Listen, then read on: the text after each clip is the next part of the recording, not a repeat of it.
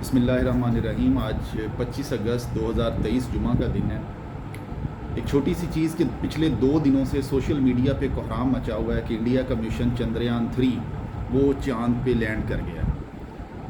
پہلے تو یہ کہ من حیث القوم ہم انڈیا کو اس کی اس کامیابی پہ مبارکباد دیتے ہیں۔ پاکستان نے آفیشیلی بھی انڈیا کو اس کی اس کامیابی پہ مبارکباد دی ہے، لیکن کچھ فیکٹس ہیں جو میں سمجھتا ہوں ہمارے ہر پاکستانی بہن بھائی کے ذہن میں اور دل میں ہونے چاہیے۔ انڈیا کا یہ تیسرا مشن ہے چاند کے لیے۔ چندریان 1 ان کا پہلا مشن تھا، انہوں نے اس پہ 4 ارب روپے صرف کیے تھے، وہ مشن فیل ہو گیا۔ چندریان 2 ان کا دوسرا مشن تھا، اس پہ انہوں نے 10 ارب روپے لگائے، وہ مشن بھی فیل ہو گیا۔ اب یہ چندریان 3 ان کا تیسرا مشن تھا، اس پہ 6.25 ارب روپے لگائے اور یہ چاند کے جنوبی حصے پر لینڈ کرنے میں کامیاب ہو گئے۔ ماشاءاللہ بہت اچھی بات ہے۔ چاند کے اس حصے پر، پورے چاند پہ آپ جانتے ہیں جو ہمارے دوست سائنس سے تعلق رکھتے ہیں کہ 14 ڈیز کا ایک لونر ڈے ہے۔ چاند پر ایک دن زمین کے 14 دنوں کے برابر اور ایک رات زمین کی 14 راتوں کے برابر ہوتی ہے، یعنی 336 گھنٹے کا دن ہے۔ 23 اگست 2023 کی تاریخ انڈین اسپیس آرگنائزیشن نے اس لیے اس کو سلیکٹ کیا کہ اس وقت چاند پر دن شروع ہوا تھا۔ چاند کے اس حصے پر رات کے وقت جو 14 زمین کی راتوں کے برابر ہے، رات کے وقت درجہ حرارت -180 ڈگری سینٹی گریڈ تک چلا جاتا ہے، -180 ڈگری سینٹی گریڈ، اور ایسے ٹائم پہ کوئی الیکٹرانک آلات کام نہیں کرتے۔ چندریان 3 یہ بہت بڑی کامیابی، ہم اسے کرٹیسائز نہیں کر رہے، بس اس کے کچھ پہلو ہیں جو غور طلب ہیں، اور خاص کر ہم پاکستانیوں کے لیے غور طلب ہیں۔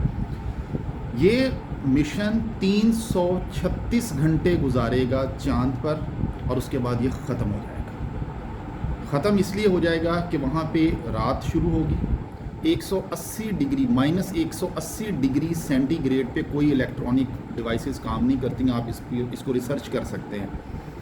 336 گھنٹے کے بعد یہ 6.25 ارب روپے ختم ہو جائے گی۔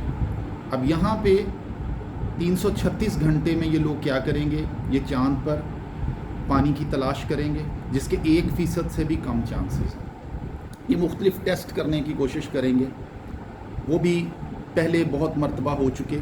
چوتھا ملک ہے یہ، چائنا بھی جا چکا، رشیا بھی جا چکا، امریکہ بھی جا چکا، چوتھا ہے انڈیا جس نے سافٹ لینڈنگ کی ہے۔ وہ تو باقاعدہ ہیومن بینگ کے ساتھ وہاں پہ گئے۔ 336 گھنٹے کے بعد وہاں پہ رات شروع ہوگی اور یہ مشن ختم ہو جائے گا۔ لیکن کیا انڈیا جیسے ملک کو اس 20 ارب روپے کی اس انویسٹمنٹ سے سوائے ایک نفسیاتی برتری کے کچھ حاصل ہوگا؟ یہ نفسیاتی برتری کا کھیل ہے، وگرنہ اسرائیل ان سے زیادہ ایڈوانس ہے ٹیکنالوجی میں۔ فارچون 500 کی آلموسٹ سبھی کمپنیز کی ریسرچ جو ہے لیبز وہ اسرائیل میں۔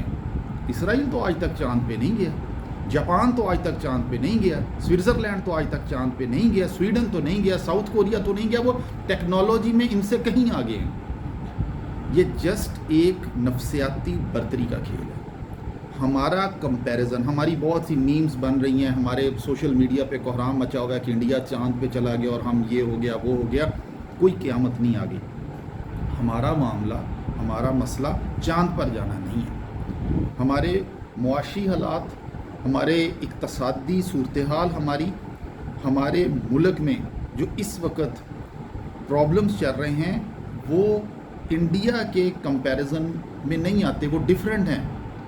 ہمارے ایک میں چھوٹی سی چیز اور عرض کروں، ایک پچھلے دنوں بڑی خوبصورت سی بات ہوئی، ایک جگہ پہ پڑھا کہ انہوں نے کہا کہ ہم نے وہ برطانیہ کو پاکستان واپس کرنے کے لیے ایک شخص گیا، اس نے کہا جی کہ آپ پاکستان جو ہے یہ واپس لے لیں کیونکہ ہم سے صحیح چل نہیں رہا، ہم نے اس کو پریزیڈنشل سسٹم سے چلانے کی کوشش کی، نہیں چلا، ہم نے اس کو پارلیمانی نظام سے چلانے کی کوشش کی، نہیں چلا، ہم نے اس کو مختلف کانسٹیٹیوشنز بنائے اور ان سے چلانے کی کوشش کی، نہیں چلا، ہم نے اسے ڈکٹیٹرشپ سے چلانے کی کوشش کی، نہیں چلا۔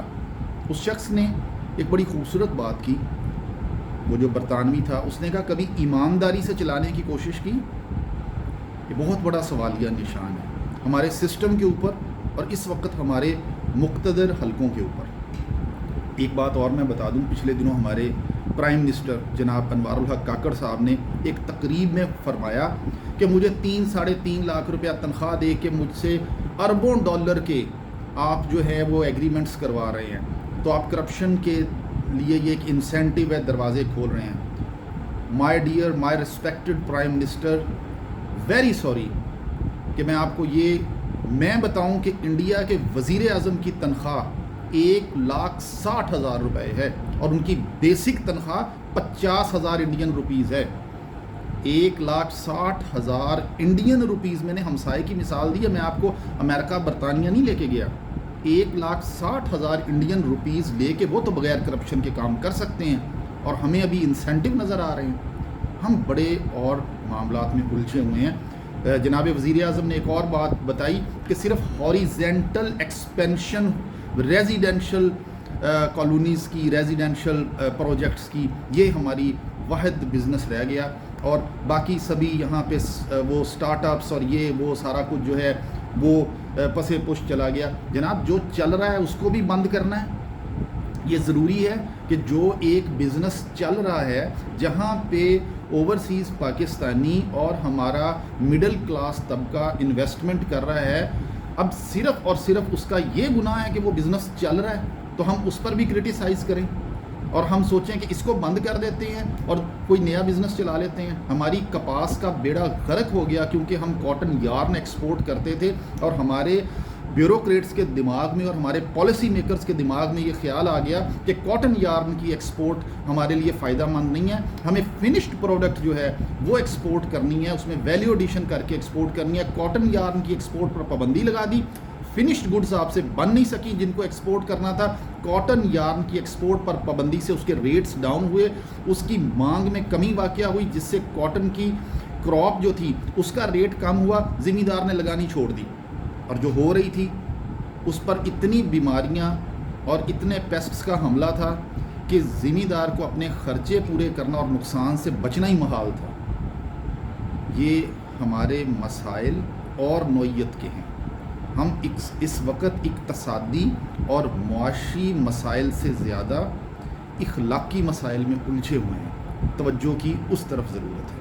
شاید یہ ویڈیو تھوڑی ہارش ہو گئی، لیکن ان دونوں چیزوں کی وضاحت ضروری تھی کہ نہ کسی کی نفسیاتی برتری کی وجہ سے احساس کمتری کا شکار ہوں، اور نہ اپنے ملک میں چلتے ہوئے کاروبار کو مزید پذیرائی دینے اور اس کی ہیلپ کرنے کے بجائے اس پر کرٹیسائز کریں۔ بہت ہو چکا، اب ہمیں اپنے حالات، اپنی پالیسیز اور اپنا ٹیمپرامنٹ بدلنا۔ اللہ حافظ۔